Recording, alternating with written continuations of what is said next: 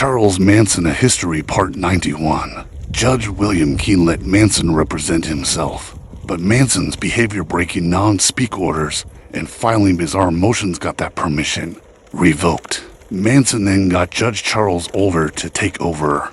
On July 24th, the first day of testimony, Manson shocked the court with an X permanent into his forehead. He declared he had X'd himself out of society.